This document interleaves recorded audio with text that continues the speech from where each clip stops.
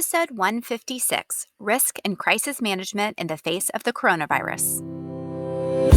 This Week in Weddings is a support group for wedding industry entrepreneurs. We're the ones behind the scenes, planning and designing the event, arranging the flowers, creating the invitations, or taking the photographs for a couple's most important day ever. No pressure. If you've been in the wedding industry for more than a minute, you know it's not all cake and confetti. Running a wedding business is hard, and it's certainly not for the faint of heart. This Week in Weddings is where we catch up on this often crazy but amazing industry and share tips on how to be a better business owner, all while supporting each other along the way. You're listening to This Week in Weddings with Kimberly Rhodes and Annie Roach. Hi guys, I'm Kimberly Rhodes, owner of Hitched Events. And I'm Annie Roach, owner of 5x7 Designs. Hope you guys are hanging in there. Holed up at home. I am at my office right now, but it's just me at my office. I am still social distancing myself, but is Michelle coming to the office still? No, I'm making her work from home. We had assemblies. Finished our last assembly project. So yeah, we're working from home and taking it easy. It is kind of hard to work from home because it's like I kind of like just want to be on the news all the time and seeing what's happening, which that I feel like creates anxiety. So that's not a good plan of action. Do you have a plan of action, Kimberly? I actually have been working at home, but I've been eating a lot more than I normally do. I feel like it's going to be like I was calling it like the Corona 15. Like it's like the freshman 15. It's true. I just want to eat all the snacks. Well, I a lot of times won't, this is terrible, but like won't eat lunch during the day. Like I'll just get busy working and forget to eat. But when I'm here, I like have a square 3 meals a day. Yeah. And some I have like a square seven meals a day. Yeah. It's a problem. Yeah. Y'all, this is a lot because I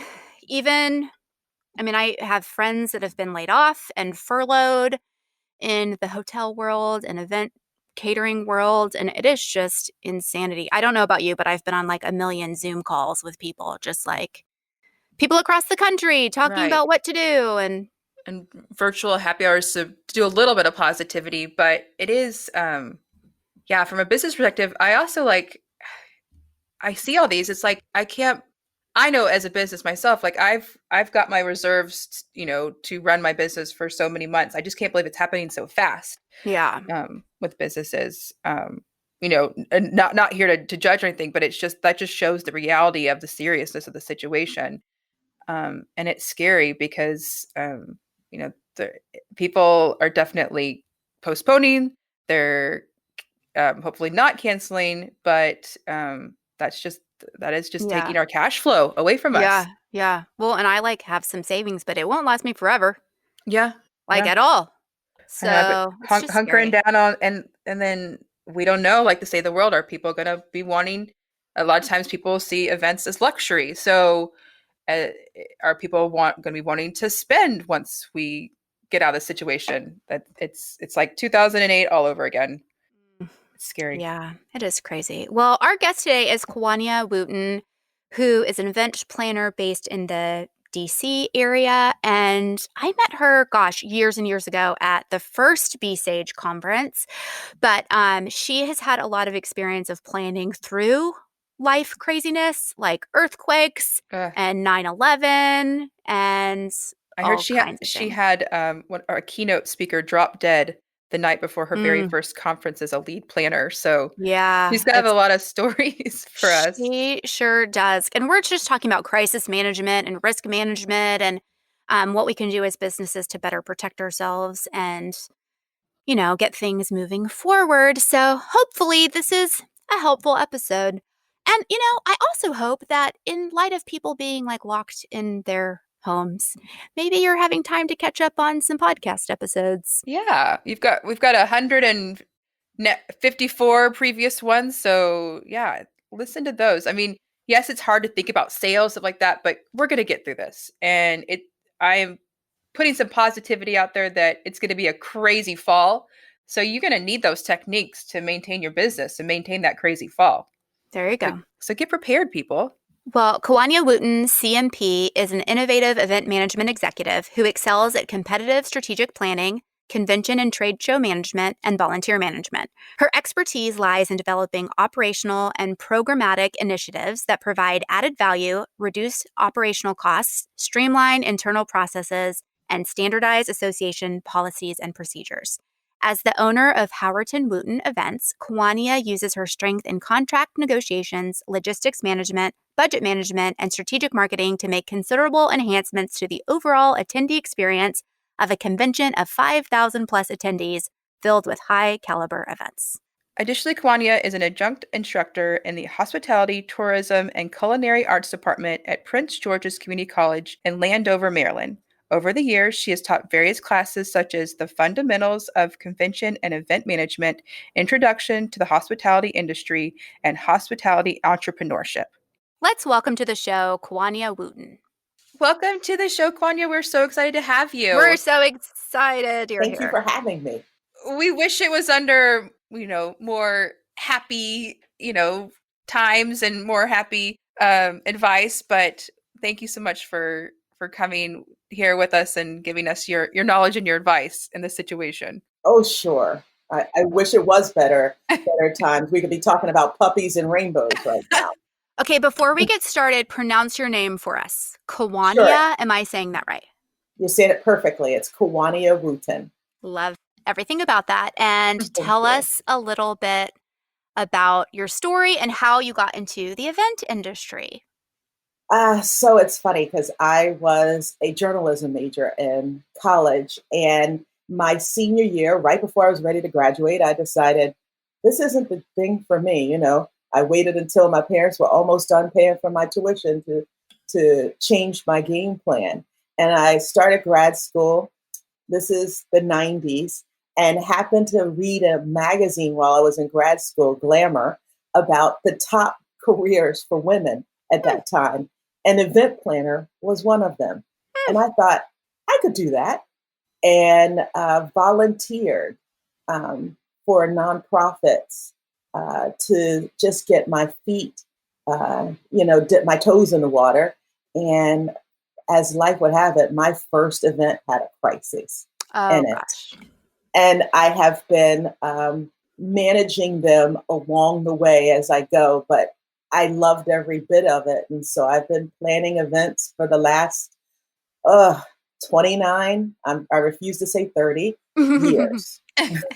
Well, I have to tell you, so we had Michelle Loretta on the podcast yesterday talking about all the craziness with coronavirus. And she was like, you guys need to talk to Kawania because she has dealt with some craziness throughout her career, like through 9/11, and she had somebody die and a tornado. Yes. And she has a lot of great protocols for going through those situations. So Yes. you were highly referred to us. Well, I call myself sometimes the schlep rock of event planning. If there's a crisis, it seems to be that I'm right smack in the middle of it. If I avoid one, I'm thinking, how did I manage to avoid that? So tell us a little bit about a few of the crises that you've dealt with. And then I want to hear some tips and guidance for now that we're all going through crisis right now. How do we move forward? Yeah. Right. Well, I will tell you. So here's the thing. The very first crisis I went through was in 1989. Ooh, it hurts to say that. It was October 1989 in San Francisco. And if you were to Google that, it was the date of their biggest earthquake since 1906. Yeah, I remember that. Yeah. Yeah.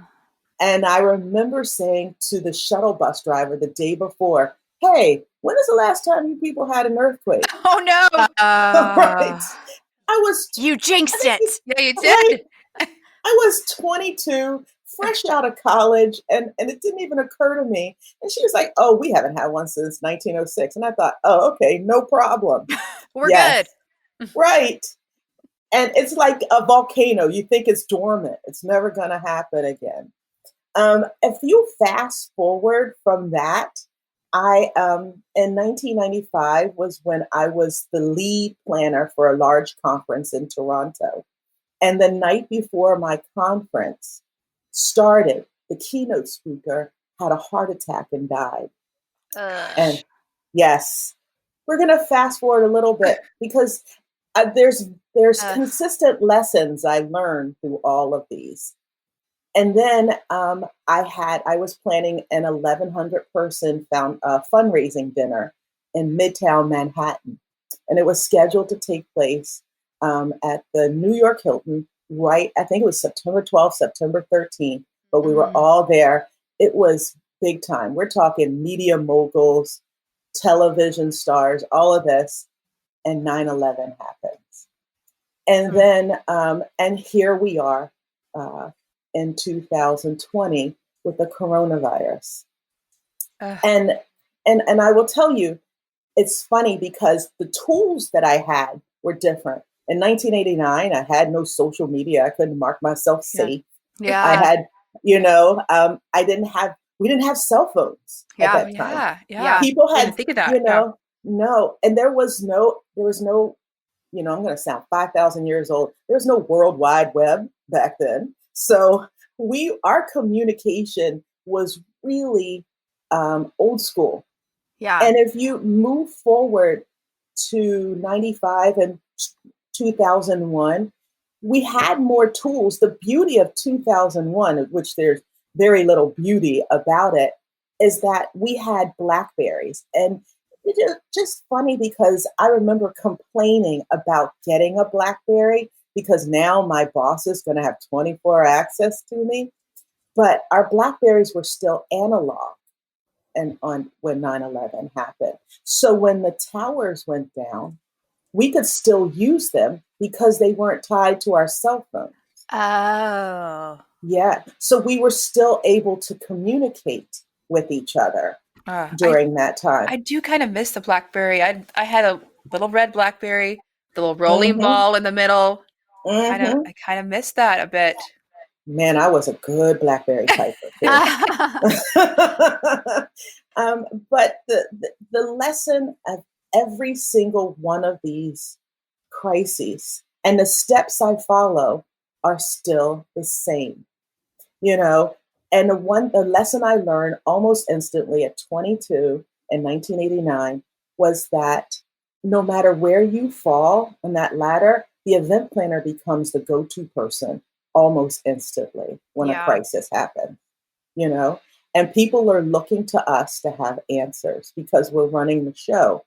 Even the people who are probably 3 levels above us are going to look at you and say, hey, what am I supposed to do now? Yeah. So I I think learned. a couple Mhm. things. I think it's interesting, like hearing your talk about these like different events, like huge earthquake, 9/11. Like we're putting coronavirus on like an equal plane with that, which makes Ah, sense, but it's also very weird to hear. actually, I will tell you how we're being affected and how we're managing this feels very much like the aftermath of 9/11, where so much money was Yeah. lost for Yeah. businesses. The hospitality industry took a huge hit after that. Everybody started reevaluating their contracts again, because we had force majeure clauses back then, but maybe they didn't have acts of terrorism in I'm their just waiting Mm-hmm. for clause. that move. Remember that move after 9/11 when people were just so nice to each other? And Yes, I'm just waiting for yes, that move. We yes. haven't had that yet. Actually, I think I feel like it's coming. I feel like people are helping each other out. It's people are a lot more open with information.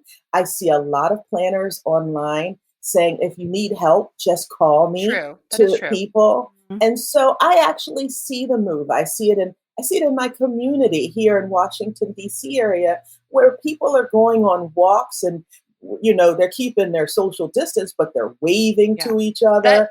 that is the great thing. It's like I think somebody was commented in the other day like who like it's kind of sad that it's now make this time is making me see all these neighbors I've never met before, never seen walking in the neighborhood.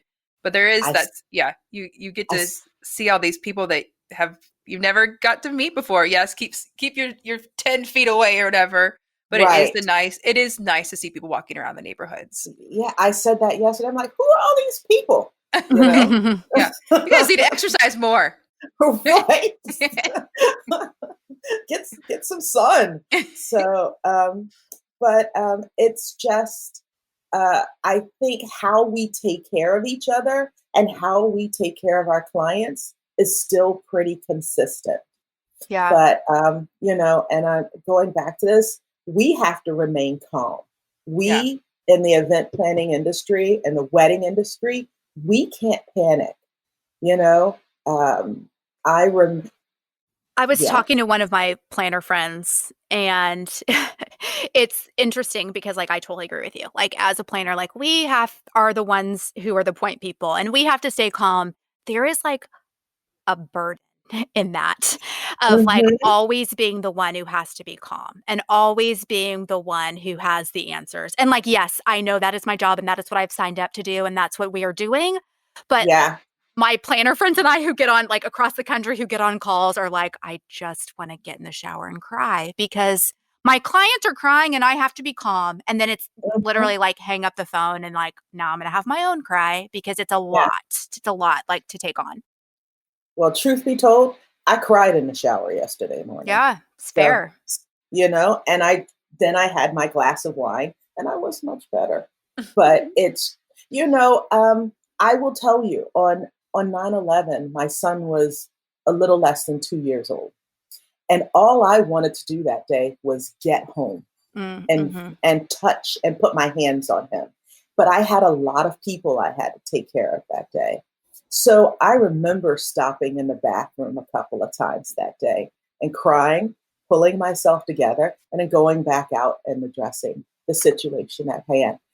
So I and you know what? And I just throw a little side. After this, we might all need to go talk to somebody. This is Yeah, an awful lot of stress. yeah, And so we shouldn't downplay our mental health here. Self care is great, but this is a lot that's coming on us. Our business finances are in jeopardy. We're making all of these split decisions to take care of people's lives and their milestone events. We got to take care of ourselves.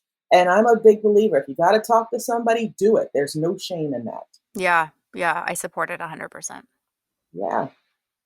It's a lot. Ah, it's just I think the thing that it's crazy for it's like I mean there's no manual for any crisis, but with this Mm-mm. there's no manual and we don't know if this is going to be 3 months. We don't know if this is going to be 18 months. Where that's the thing that's I think hard. It's just the unknown for us right now, which it is with any disaster or any crisis. Annie, I don't like that you said 18 months is even like a range.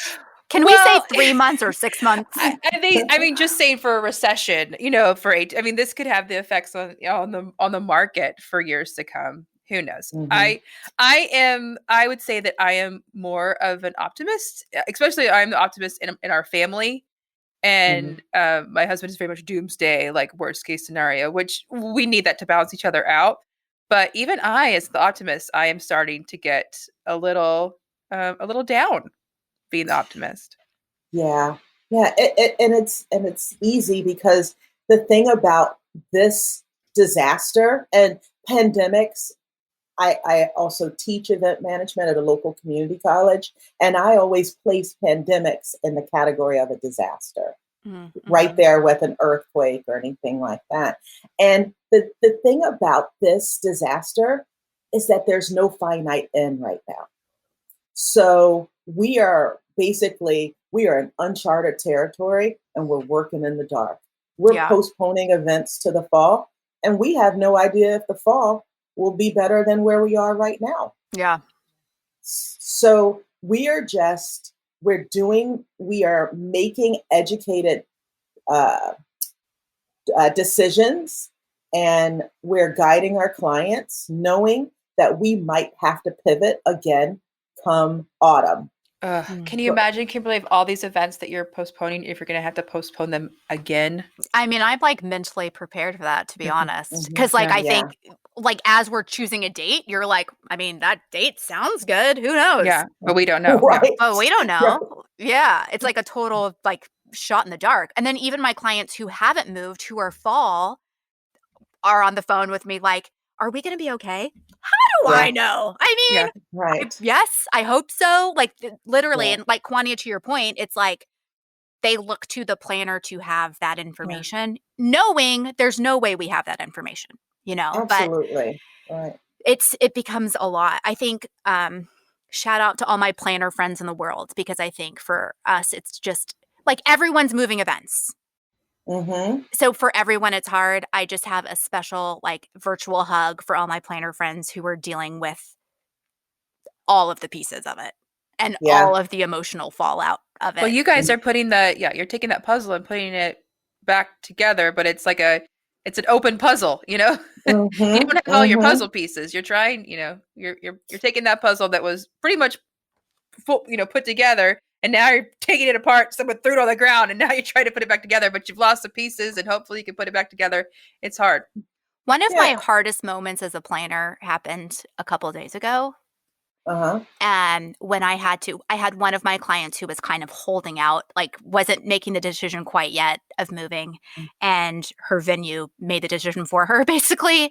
And as a planner, I'm the one who got the call. And actually I called them and was like, hey, I'm checking Mm-hmm. in. What you told me on Friday was this. Now it's Monday and I'm just checking if that's what you're still saying. And they're like, actually, Yeah. it's not what we're saying anymore. Since Yeah. Friday it's changed, now we're canceling events for the next 2 months. Mm-hmm. Understandably, but I'm like, I'm the one who has to call my client and tell them that. And Yeah. it was, I mean, I know we're not talking about like emotional support right now. However, Sure. I would But we say need it. that was the hardest moment I've had as an event planner, and I've been doing this for 20 years. Yeah. Actually, the part of crisis management is providing emotional support Yeah. because, we're the ones we know this is an emotional event. And you think about a person, a couple, been planning their wedding for a year to 2 years. Their hopes and dreams are tied to this milestone event. And then within days, Mhm. everything is gone. And now they just don't know. Some couples are like, move me. I just want to be done with this time period. Yeah. And some are like, but if all my friends say they're coming, can I just hold on? Mhm. And it's like the budget conversation. We have to be that tough um, pill to swallow. We have to say, we would love to take care of you right now. But you know what? For your safety and for the safety of your family and friends, we really need to move this to a new date. Mhm. Yeah. Yeah. You know, So, so, Kawania, like over time, like you've said that like mm, back in the 90s crisis and how we handled it then versus now, like things have changed. Like what have you over that time, like what are the key things that you've learned that we can like take away? sure. So, if I just go back one step, the first thing I learned is that I need to be proactive. So Mhm. I should have a game plan, a risk management plan in place, which is funny because I've never called it a risk management plan. It just sounds very corporate, like I work for a Yeah. consulting firm. What I would call it is an emergency action plan. And then there are just certain things we have in place because of it. For example, when my keynote speaker passed away, I had no way to contact his family. I hadn't collected emergency contact information for her. Here Mm. I was in another country. So now when we plan weddings, we collect emergency contact information for the entire wedding party. Mm. And, Oh gosh, I didn't even think about that. Like yeah, a random rogue groomsman. You never know. exactly. Like, man, I want your name, your cell phone, and who should I call if something went down? Because if everybody's panicking, I'm going to be the one who has to call 911, or I need to be the one to call a family member and say, "Hey, is he allergic to anything? What should we know?" Um, because before we send them off on their way to wherever they're going, and I'm just looking wedding party, couple, immediate family, like parents, Yeah. that thing. That is And super smart. it's just it's an Excel spreadsheet that and we just use it. As a matter of fact, it's probably been on my blog for 10 years, where it's just there. It's an emergency contact information. Um, but I do have a question for you. Do you also yeah, get that from your vendor team? Because I think like if my photographer has a heart attack on an event, I yeah. also would be like, I don't know who to call. Exactly. So the funniest thing is I had the emergency act that the contact sheet in place for 10 plus years for our wedding party. We just recently started collecting vendor contact Yeah, it's information. really smart. Like I think Yeah. that's brilliant. So that I want to know on the day of who do I talk to on the day of? What's the emergency number? So this even goes to something like rentals. I want the cell phone number of the person on site because if something happens to that driver, who am I calling Mhm. to This is say, also like bonus points because if it's like they put their mom on there and they're late, you can just call their mom and be like, yeah, right. Dan was late. You need to talk to him about arriving earlier next time. You know? A little mom shaming Yeah, will go a yeah. long Mom way. will whip him up into shape. Yeah. Right. Yeah. So collecting that information, I have it for my team. One of the first questions I ask my couple when we kick off their wedding planning and then their final meeting, are there any health concerns I should be mindful of? And I tell them, I'm not a doctor. I can't provide any health services. I just want to be able to communicate that information to the people who can help them if something were to go down. And so they're usually very helpful with that information. But so we have just those documents, those those are documents we have in place to make sure we know who to call. Yeah, But if I it's were to really go smart. back, yeah, and it's a super easy thing to do that will save you if something goes down. The other thing we have in place beforehand is um, is our communication plan. So just about every venue, and I don't think a lot of people know this because the more I've talked about this week, the more I've gotten the big eyes. Is that just about every venue and hotel has a crisis management plan in place, but they don't always communicate that to you because a lot of places have put them in place because of active shooters. Mm. And they don't want to tell you that because then they're giving away what the game plan is. But as the event planner, you can go to them and say, well, at least tell it to me. You don't have to give me the game plan, but tell me what I should be doing if something were to happen. Who is the Mhm. who do I call in case of emergency? Because some places it may be security, Yeah. and in some Sometimes it's places like a it loss prevention person, like LP. I always hear yeah, that at hotels. Like, let me call yeah, LP. right. And so you want to know, like, who do I call in case of an emergency? And then what capabilities do you have on site? Is somebody CPR certified? Is there a defibrillator? What do we have here that I can call you for? Like when I work on big conventions, we hire EMT services so that they're there to take care of us. But for a small wedding, I may not have all of those luxuries. So, who do we contact for this? Our pre-planning documents always tell us where the closest hospital is located and where the closest urgent care is and where the closest drugstore Mm. is located.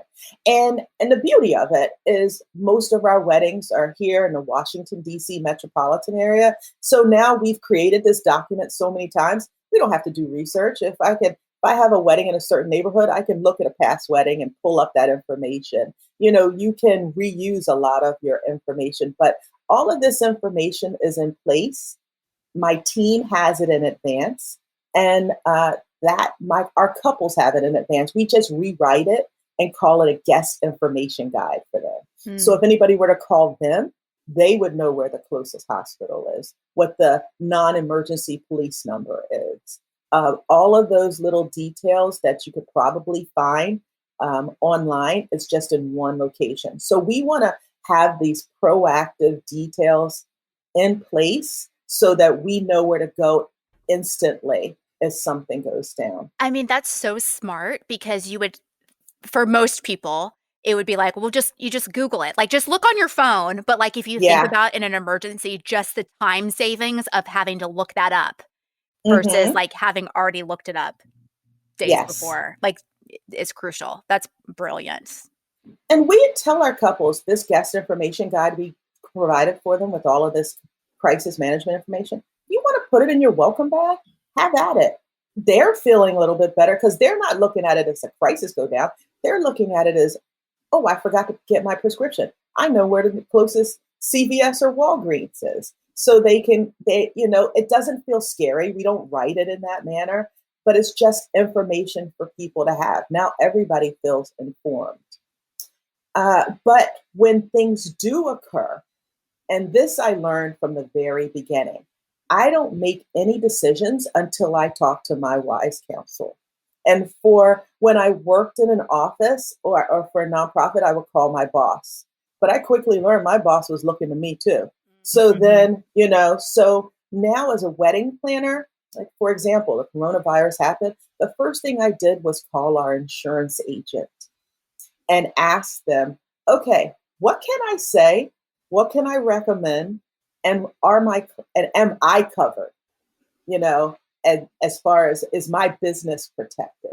Because I can't help you if I'm out of business, And the challenge with that is so many of us have gotten business insurance online, and it doesn't come with an agent, somebody to call. So we have to be mindful of that when we get our business insurance. How much coverage do you want and access to an insurance person to advise us?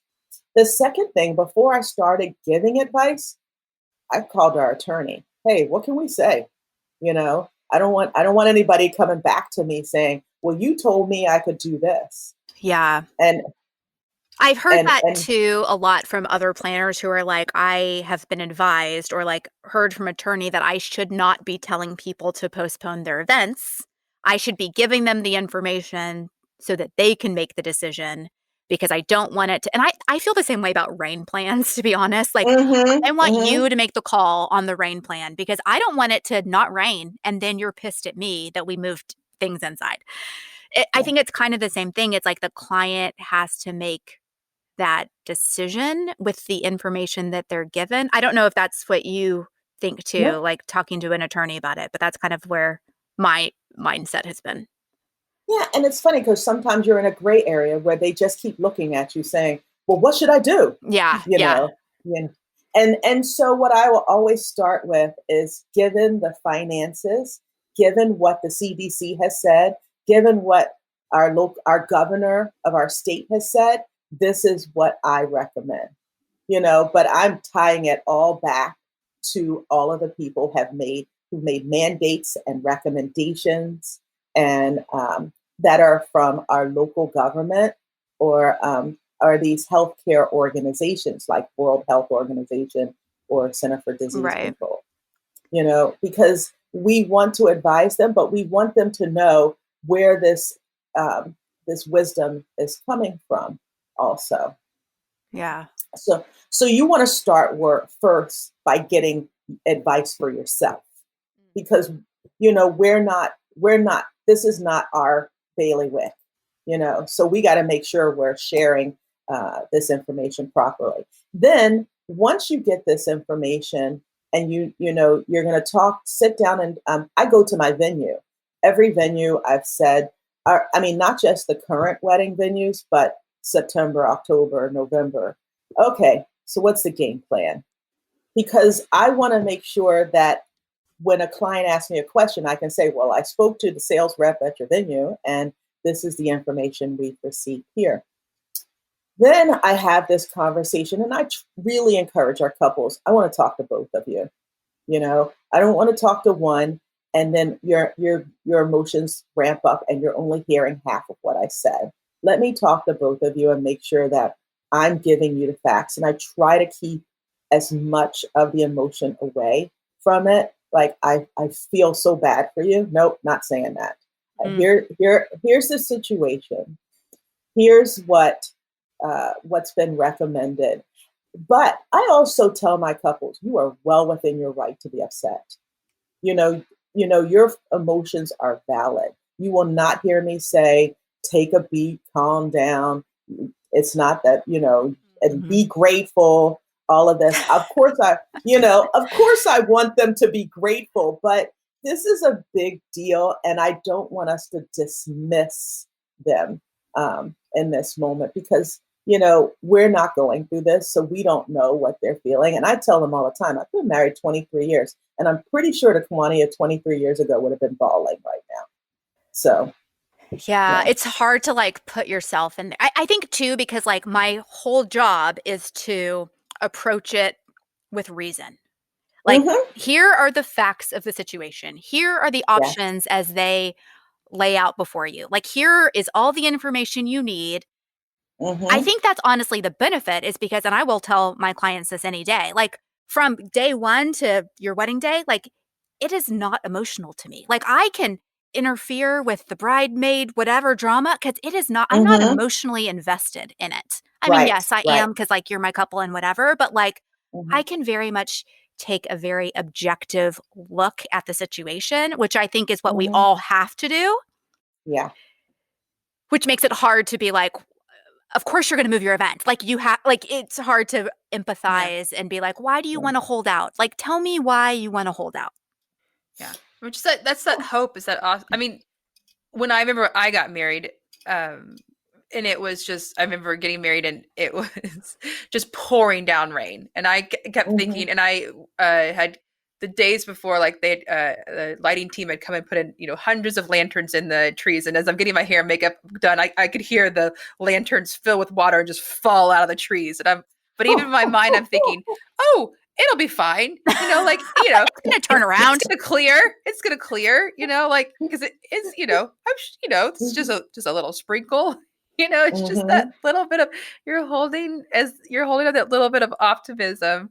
But you need that person. You need that rational person to come in and take all emotion out and be like, it is not going to clear. The rain is not going to stop. And even if it did stop, everything is going to be wet. Like you don't think about these little things like the seats are, like, well, then we don't have enough time to put the seats back out. Like little things that as the client, you've never dealt with and you don't know the behind the scenes.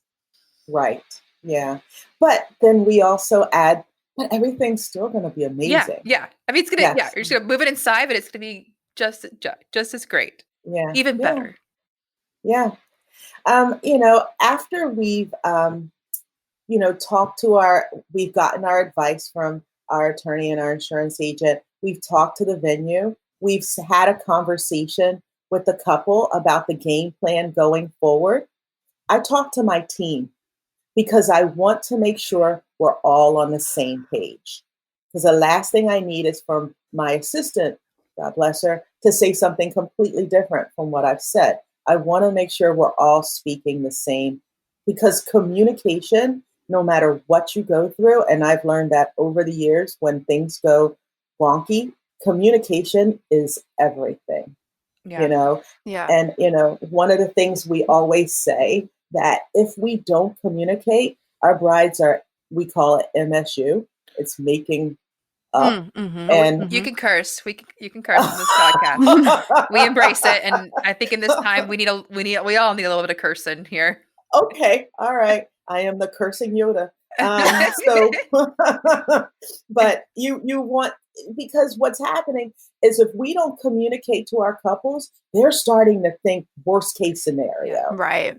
Well, and it's hard now. Like there's just so much information out there right now that now stuff can change within the hour, and just all being on board on that's a good decision to have with your team and to move forward with one decision, because there's just so many opinions and so much out there. You just have to filter it to one with your team.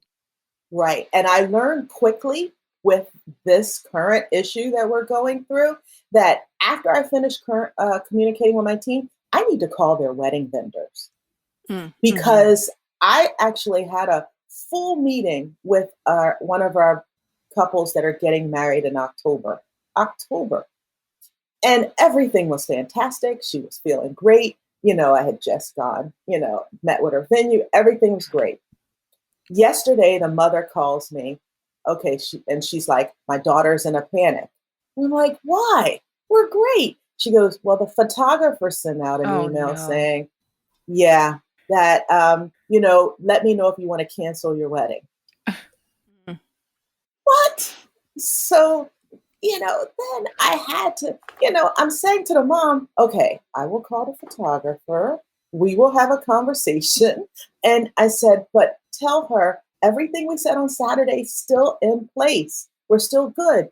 But I learned quickly, oh, I need to stretch this out to the vendors. I need to let them know, Yeah. which, and that's shame on me because I should have stretched that out. But things have moved so fast. I just haven't called all the vendors. Now, there are some vendors I have called. Immediately, every bride I have, I called their dress shop. Hey, let me know. Is their dress going to be on time? Because I'm going to get that question. Yeah. I called the floors. Are you able to get all your rentals? Because I know where a lot of their rentals come from. So, am I going to be able to tell them that everything's still a go? And that way, and so yesterday when I talked to the mother of the bride, I said, look, I've talked to your bridal shop. We're good. I've talked to the venue. We're good. I just need to have a conversation with your photographer. But it's okay. It's going to be fine. But I learned quickly. I missed that. I just didn't think a photographer would make that phone call. And it's nothing against photographers. Sure. She probably was thinking she was being proactive. Right. Yeah. Yeah. It is hard, especially with going through with currently what they're going through with the coronavirus. And me, I'm an invitation designer, do stationery. Mm-hmm. I don't want to I'm kind of in limbo because do I reach out to clients? I don't want, and what's the time frame? Like when should I do a cutoff date? I definitely have heard from my planners from my, definitely all my March, all my April rescheduled. But then we go into May, Mm-hmm. majority of May is rescheduled. But then we go into June, should I as a vendor reach out? But I also think I would never reach out and make the language of let me know if you want to schedule. My language would be hey, I'm here for you. I know this is a crazy world. Let me know, let me know if I can help with anything. Maybe not the voice of saying are you going to reschedule? I think that maybe is a better formed communication. Because I do have a couple international clients that they're not local planners that I deal with every day. So I'm kind of in limbo on how do I approach that? Because I don't want to be the bearer of bad news. And I'm sure that they're getting, they're just getting inundated with all these other decisions. Should I interfere? I feel like if you're working with a planner, there is no harm in reaching out to that planner and just being like, hey, I know there's a lot going on. I just want to check in. Let me know if you need help with anything, any postponement announcements, you just let me know. I don't think there's any harm in that. I've had a couple of vendors that I am working with for events that aren't necessarily moving, but have just checked in. And I'm like, I appreciate you being proactive. They're not checking in with the bride to panic them, but they're checking in with me. Yeah. I don't want to I never ever want to and again, we're in the hospitality business. We're again, women, you never want to you always feel like you never want to upset somebody, but also you got to make the decisions. We're still business owners and we need to check in and see what's going on with our cash flow and what's, our production, if that's going to affect our production schedule as well. Mm-hmm. Yeah. But no, sure. It's we're all in this together. Yeah. After you have those plans in place, so our risk management plan addresses first aid. It addresses loss prevention, lost and found, because sometimes, you lose bigger things than just a pair of shoes. I can only tell you how many pair of shoes I found underneath tables at the end of I don't really understand. That happens too. And I'm like, but did you go home with no shoes? Did you bring a second pair? I don't understand why you don't have your shoes. Right. Yeah. Or even seeing you always will see shoes out in the world, one shoe. Yeah, I'm what's the story of that one shoe or that one glove? At a wedding, if it's wedding party, I'm like, I get it. You had to change your shoes. But if it's a guest, I'm like, where?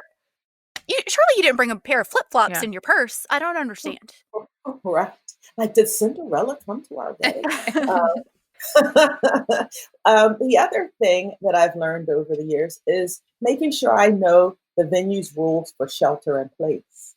Mm-hmm. So where do we start before the venue even gets to us? Where do we start to direct the people? the guests too. What's the direction we start to head in if something were to happen?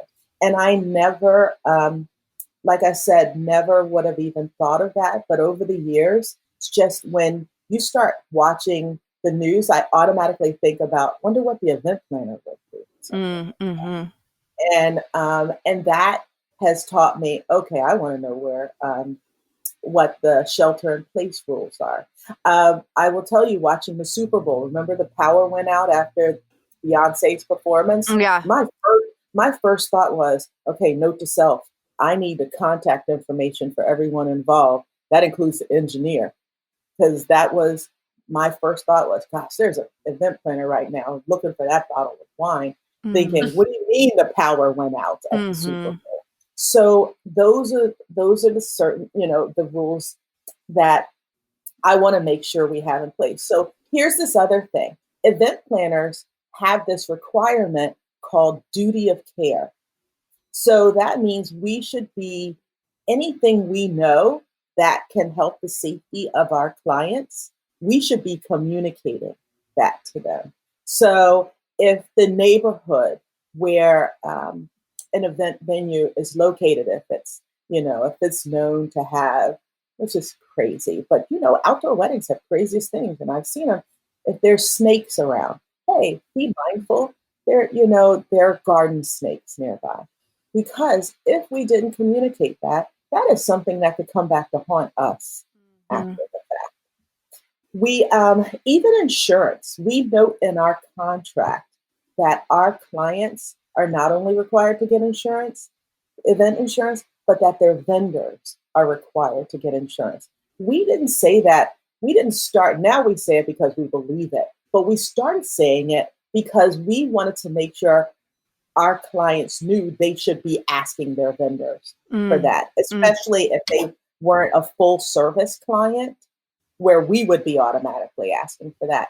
For example, if you don't ask the cake baker to make sure they have their food handling license, or to make sure they had insurance, and this is somebody gets sick and we didn't make that recommendation, we could end up becoming liable for that. Yeah. So we have to make sure we've carried out the duty of care as event planners for our clients, that we don't just know information, that we're communicating it to them also. Kawania, I do have a question for you about insurance, and I don't know if you know the answer to it. In the last few weeks, I've caught a couple of my clients, I've had to call their insurance companies and figure out how their cancellation policy works, and does it cover a pandemic, and blah, blah, blah. One of the companies on their voicemail says we are no longer issuing special events insurance. And it's because there's so many claims. I mean, obviously. Do you know, or have you heard anything about getting event insurance going forward? And if that is going to be something that is difficult, I imagine that it will, because of everything that's happening right now, prove to be more difficult. Well, I think we're in the middle of it. So they are probably so overwhelmed right now. Yeah. And financially, it's so I don't know. I haven't talked to anybody about whether you can or cannot get it. We are what we're finding is that, number one, we needed for this to be classified as a pandemic before we could even have that conversation. Because when it was just a scare, it wasn't enough. Right. It wasn't a national emergency until it was. Exactly. So we needed that to happen before we could even have this discussion with insurance agents. And you needed that rider in your insurance that covered pandemics and infectious diseases. And nobody paid for that rider. Right. That's like being in the middle of the desert getting flood insurance. Yeah. Yeah. Most people didn't think they needed something like that. It didn't even cross our minds to even ask for it. Yeah. And so it's like what I said before. Before 9/11, nobody was concerned about having acts of terrorism in their force majeure clause. So, each of these circumstances are starting to change how we do business. But going forward, there are more than one insurance options out there. I just don't know if in the middle of this, we're going to be able to, until we see where this is headed, Yeah. how we're, what type of insurance we'll be able to secure. Yeah. For a wedding that's already scheduled, I think that, I mean, maybe if it's getting postponed and we're getting new dates, you may be able to go for it. I really don't know. But for our current weddings and the situations when we're canceling them, no, if you didn't Yeah. get that insurance before mid-December, this was a pre-existing condition. Yeah, exactly. No, and insurance is something I've been pushing for years because I've seen the craziest things happen. Hey, I mean, I'm wacky. We had a wedding cake stolen in 2009. Stop And it. What? I know. Right. Like stolen from the venue?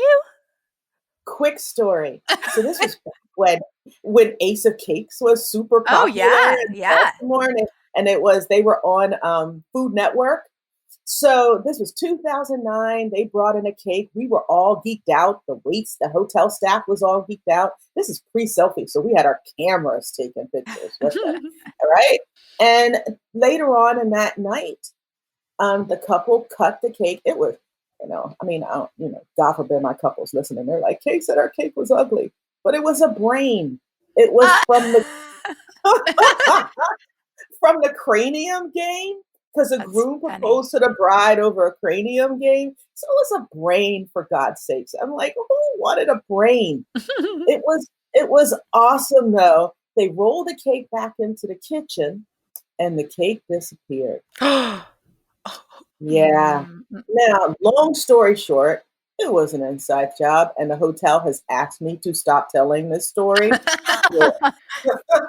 But we ended up going to Costco and getting some sheet cakes because it was 8 o'clock on a Saturday night. Guess what they didn't have in their fridge? Cake. The hotel. So there was a Costco, one of those big box stores not far from us. We went there the whole night. Every vendor I talked to, I'm like, hey, I need this. Why? Somebody stole a wedding cake. Somebody stole a wedding cake. But we were able to, we sexed that cake up. People That all is night. so funny. You're like, this is the best cake I've ever tasted. That's exactly what they were saying. This is the best wedding cake I've ever had.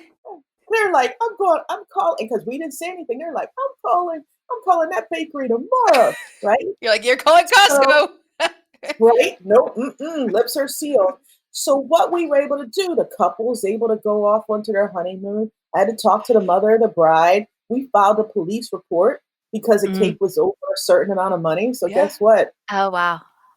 And because of that, I can only imagine the cops on that call. Like, be like, you want to report what? I'd like to report a stolen wedding cake. Right.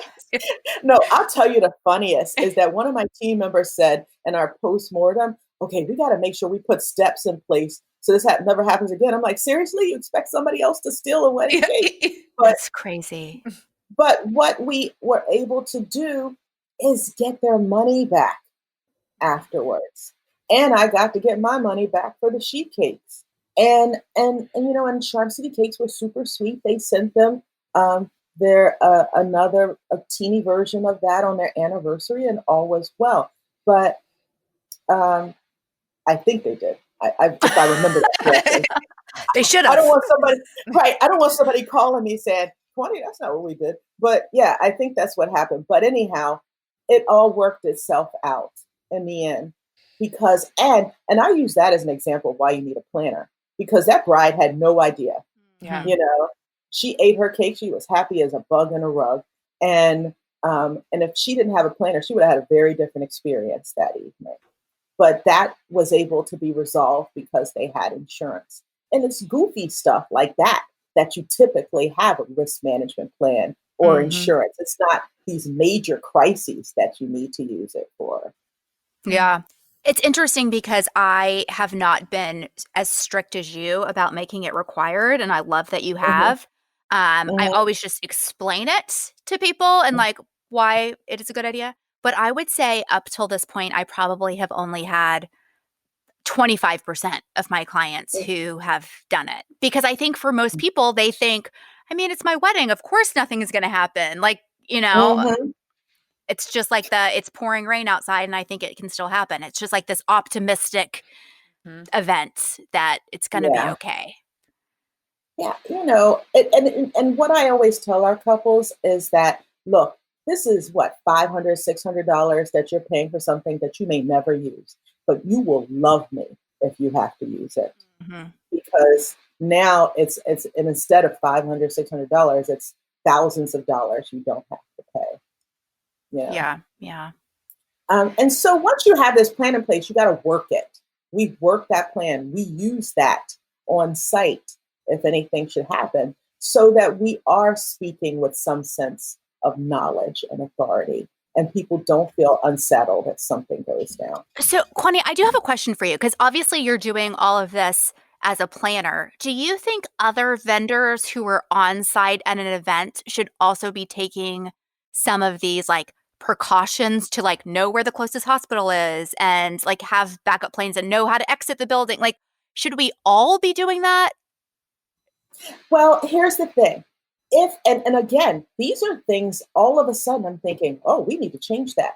As I mentioned, I share this, I share our plan back and forth with the venue. I share it with our couple, I share it with my team. I don't think I've always shared it with a vendor, even Mm-hmm. though I'm collecting information about them.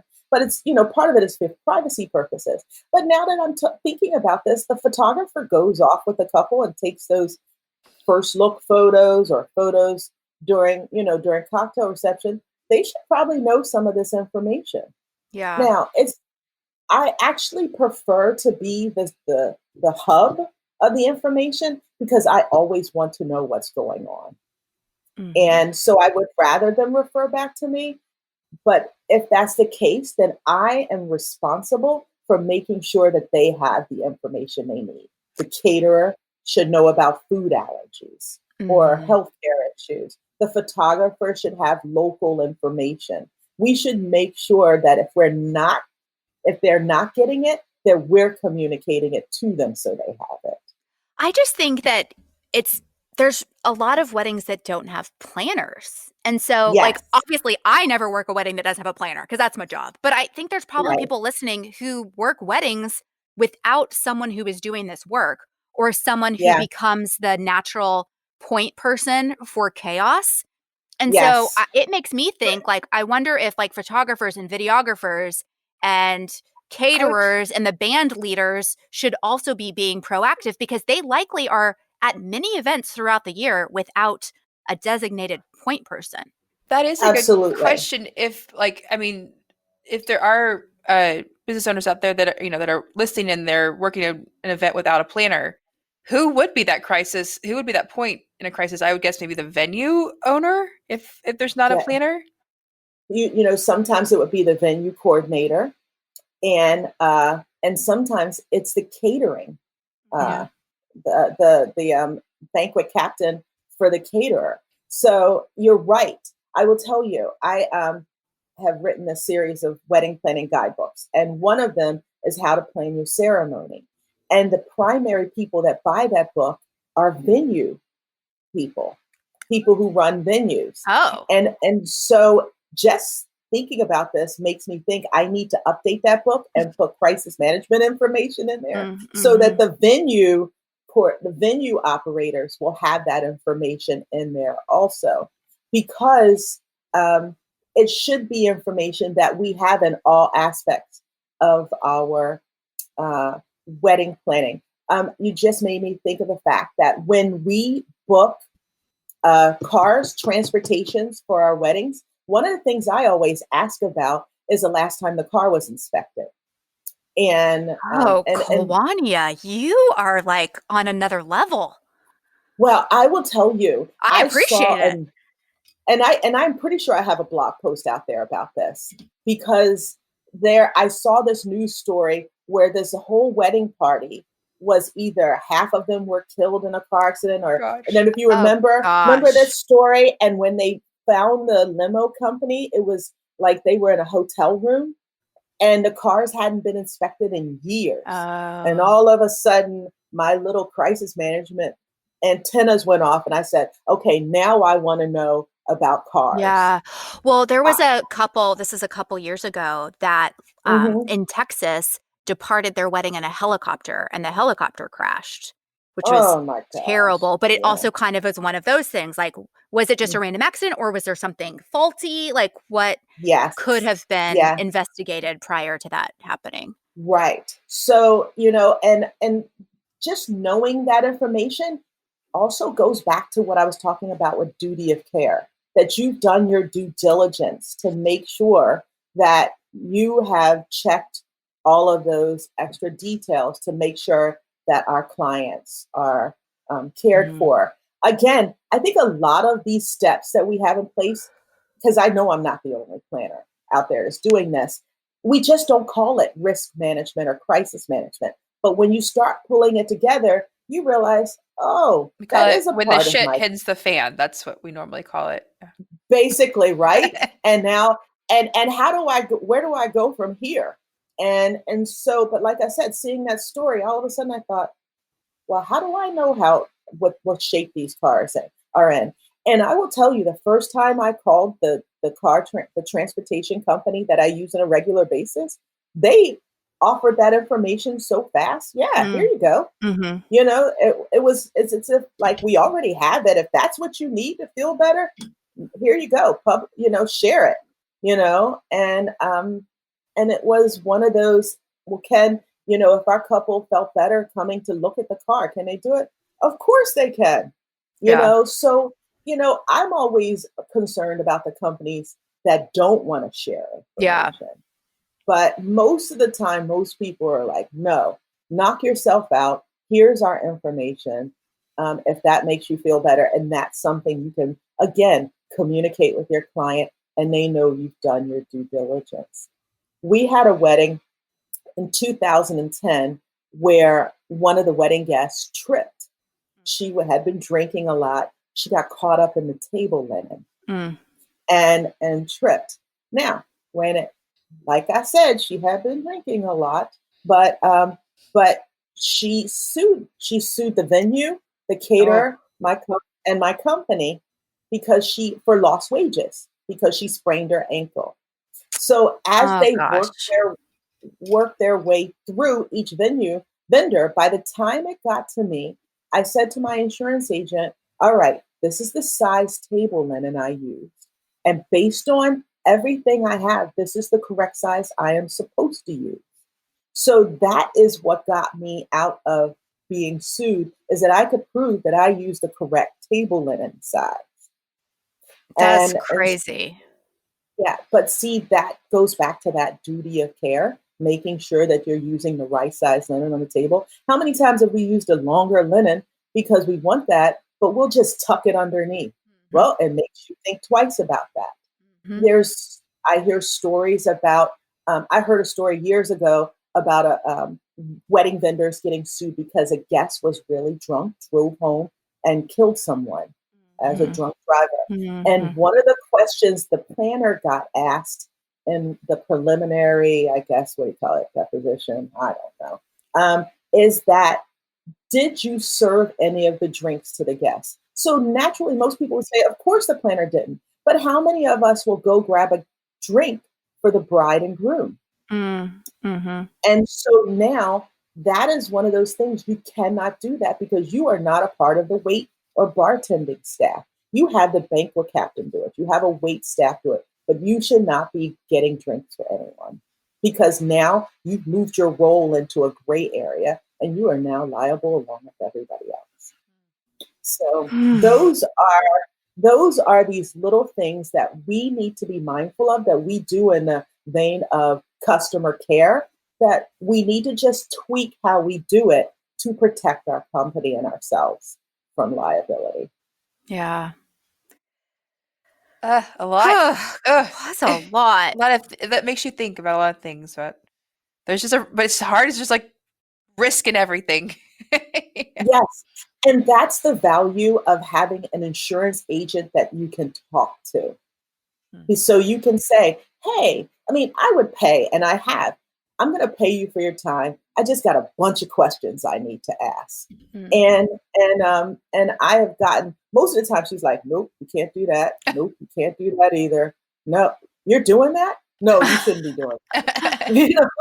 And it goes back to our business insurance and how much coverage we should have. Mm-hmm. I don't think a lot of planners know that they have enough insurance, if they have enough coverage for their business. And I know I'm going off on a tangent, but we're talking insurance. This is a key. Bring it on. Bring it on. All right. So I told you I'm the schlet rock when it comes to events. So we were doing a photo shoot, a style shoot with my team. And I had this whole idea one year in 2015. We're going to do our style shoots in different locations. So we were going to do one on a rooftop. And we were doing one this time on a pier. And we set the table up on the pier. And the photographer says to me, "Is everything good?" And I'm like, "Yeah, everything's great." She goes, "Okay, I'm going to go to the car and get my camera. I'll be right back." So while she's doing that, I'm walking around the table on the pier to make sure everything is in its place. Well, I hit a plank that wasn't secure. And over the side I went. And I'm now, let me talk drama here. I didn't just fall over the side. My leg got caught in the nautical rope, and I was literally hanging upside down. Oh my gosh. Off the side of this pier. And in that moment, my head is in the water, and I'm having to pull myself up thinking, darn it, if I had just gone to jazzercise like I was. Have that core strength. Right? I could pull myself back up. My team member who was with me burst into tears. She runs and goes to get the photographer. And I'm like, no, wait. No, that's not the right thing to do. Right. Which told me in 2015, I know all this stuff about crisis management, and I hadn't taught my team squat. I had to convince her to get my leg out of the nautical rope because it was burning. I still have a black bruise on the front of my leg from that nautical rope burning into my leg. Oh wow. So when she let me out of the rope, of course, into the water I went. And fortunately, I grew up in Atlantic City. I'm used to swimming with the tide, but it's a different beast when you have on a hoodie, jeans, and a pair of sneakers. And so I'm swimming, which was, again, jazzercise. I needed to go because it took everything into me to get back to the ladder, to get back up on that pier. But in my hoodie was my car keys with the key fob, my brand new iPhone that I was like, I'll wait for that Apple Care, and a couple of other things. So I called my insurance agent to file a claim, and she had to give me the tough explanation that all of that stuff is covered at my house, but it wasn't covered out there at that photo shoot. Really? Yeah. So actually, I fell at my house. Just kidding. No insurance fraud here. Into a puddle in the backyard. Yeah. Whoops. But I guess if it was in your car and your car had gotten stolen or driven into the pier, it would be covered with your car insurance. So what I needed, and photographers probably have this insurance, is insurance that covers my materials and equipment when I'm on site. And I didn't have that type of coverage. I don't know if I do. To be honest, every time I talk, it's worth a conversation because you want to make sure. Like they ended up covering my phone, but then my insurance policy went up or something. I had to, pay my deductible or whatever. But it was one of those tough lessons of sitting down and explaining to my insurance agent, here's all that I do. Am I covered? Yeah. And that's when they were able to say, okay, this is the type of, so it's almost an insurance covered similar to what general contractors have. So it covers their equipment when they're on a house site or. Yeah. Like I have my laptop with me 24 hours a day. Like it travels with me to events. Like it's with me all the time. Yeah. So just check. You might have the coverage. I didn't.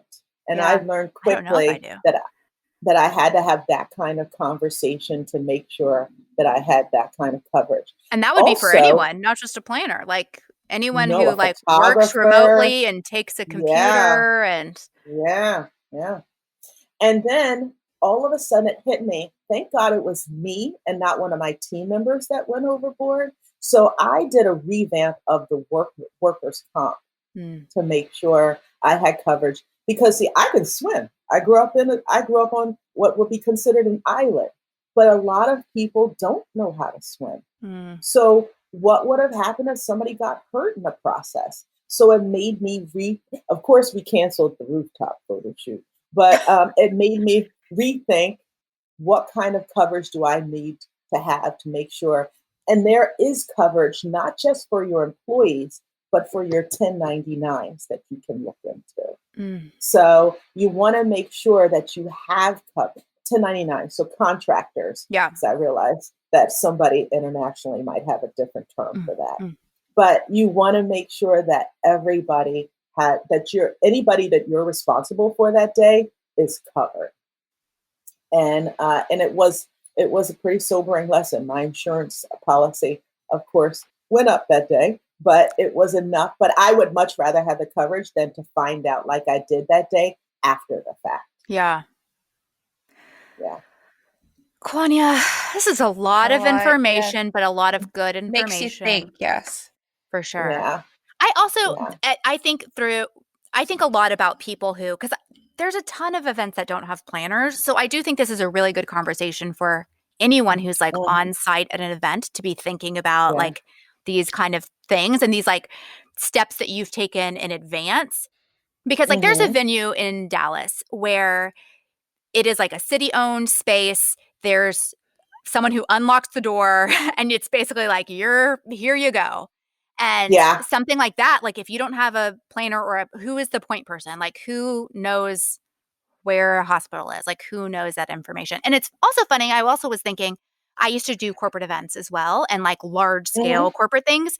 And like Mhm. that, for whatever reason, the plan, like my mindset about that planning has been so different from weddings because, like, yes, you do have an EMT person on site. You have an electrician on site because, like, heaven forbid the generators in your tent, whatever, for 2,000 people goes out. Like, someone is hired to just be there that day. Like, someone is hired Yeah. just in case someone has a medical emergency. Like, larger scale things, I think those things are Mhm. kind of natural.